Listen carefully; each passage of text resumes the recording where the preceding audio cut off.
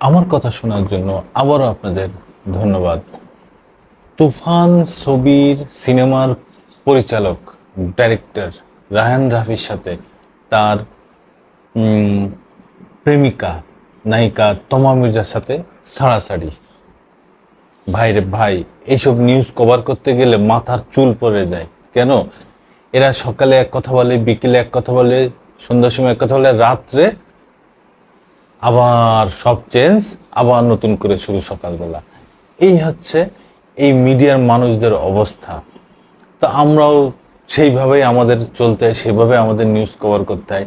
এখন সম্প্রতি নতুন নিউজ, তুফান ছবির ডাইরেক্টর রায়হান রাফির সাথে নায়িকা তমা মির্জার যেই প্রেম প্রীত সম্পর্ক ছিল সেটা এখন আর নাই। কেন নাই, কিভাবে নাই, এই বিষয়ে কালবেলা একটা নিউজ করছে, শুনেন কি বলে। চিত্রনায়িকা তমা মির্জা ও পরিচালক রায়হান রাফির প্রেমের গুঞ্জন ছিল ইন্ডাস্ট্রিজ মানুষের মুখে মুখে। দুজনের একসঙ্গে চলাফেরা থেকে শুরু করে সোশ্যাল মিডিয়ার ছবি পোস্ট, এক কথায় একাকার ছিল তমা রাফি। শুধু তাই নাই, পরিচালক কোনো সমস্যায় পড়লেও এগিয়ে আসতেন নায়িকা। দুজনের বন্ধুত্বপূর্ণ প্রেমের সম্পর্কের রূপ নিয়েছিল তা বলার অপেক্ষা রাখে না। সবাই অপেক্ষায় ছিলেন কবে বিয়ের ঘোষণা দেন তমা এবং রাফি। শেষ পর্যন্ত দুজনের সম্পর্ক বিয়ে অবধি পৌঁছানোর সম্ভাবনার ইতি টেনেছেন রাফি। দুজনের সম্পর্ক নিয়ে পরিচালক জানিয়েছেন তাদের বন্ধুত্বের জায়গা আগের মতোই রয়েছে, তবে গুঞ্জন যেটা ছিল সেটি আর নাই। তুফানের নির্মাতার বক্তব্য থেকে নেটিজেনরা আঁচ করে নিয়েছেন তমার সঙ্গে টানাপোড়েন চলছে রাফির। তবে কি ভেঙে গেল তমা রাফির প্রেম? ইন্ডাস্ট্রিজ অনেকেই বলেছেন হয়তো দুজনের মনোমালিন্য হয়েছে, সেখান থেকে হয়তো অভিমানের সুরে কথাটি বলতে পারেন রাফি। অবশেষে প্রেম বিচ্ছেদ নিয়ে ভারতীয় সংবাদ মাধ্যমে কথা বলেছেন অভিনেত্রী তমা মির্জা। রায়হান রাফির সঙ্গে প্রেম ছিল কিনা এমন প্রশ্নের জবাবে তমা বলেন, রায়হান রাফির সঙ্গে প্রেম ছিল এটা তিনি কখনো বলেননি। তাই বিচ্ছেদের বিষয়টা এখন কেন আসছে সেই প্রশ্ন তুলেছেন চিত্রনায়িকা। প্রেমের গুঞ্জনের বিষয়ে প্রশ্ন করলে তমা উত্তর দেন, আমার নিজের দেশের সাংবাদিক বন্ধুরাও এই বিষয়ে জানতে চেয়েছে, জবাব দিতে পারেনি কারণ আমার কাছে জবাব নাই।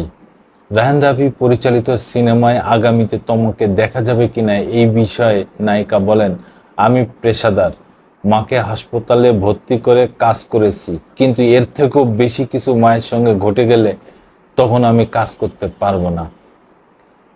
একইভাবে ভালোবাসা মুছে গেলেও সেই মানুষটির সঙ্গে আগের মতো খুব স্বাভাবিকভাবে কাজ করে যাব সেটাও পারবো না। আমি অবশ্যই অভিনেত্রী, কিন্তু এতটা পেশাদার নয়। এই হচ্ছে আমরা সারা জীবন শুনে আসছি নায়ক নায়িকাদের গসিপ। তারা তাদের সংসার এখন ভাঙেন, দুপুরে ভাঙেন, রাত্রে আবার জোড়া লেগে যান। তারপরে বিভিন্ন নায়ক নায়িকাদের যেসব গল্প শোনা যেত তা আগেকার যে আলিফ লায়লার যে কাহিনীগুলো ছিল সেগুলোকে হার মানিয়ে যেত। এখন নায়ক নায়িকাদের বিবাহিত সম্পর্কের কিছু শোনা যায় না, এখন শোনা যায় তাদের প্রেমের সম্পর্ক।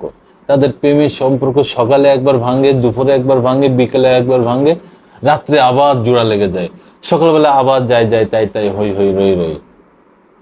দর্শক বন্ধুরা, এদের পেছে পড়ে যেন আপনারাও আপনাদের জীবন, আপনাদের সংসার এক করে ফেলেন না। কারণ তাদের মিডিয়ার জগৎ, মিডিয়ার জীবন, ক্যামেরার জীবন আর বাস্তবতার জীবন কখনো এক না, এক হবেও না। এই জন্যে তাদের জীবনের, তাদের লাইফের সাথে আপনারা আপনাদের জীবন কখনোই মিলাবেন না, কখনোই একসাথে হবেন না।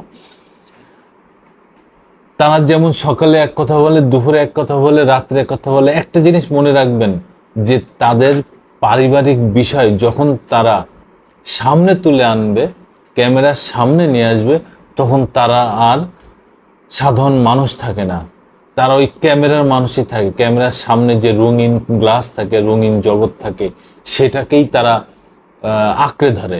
কিন্তু বাস্তব যারা বাস্তবতার সাথে চলেন, যারা বাস্তবতা মেনে নেন, তারা এই কাজগুলো কখনোই করেন না।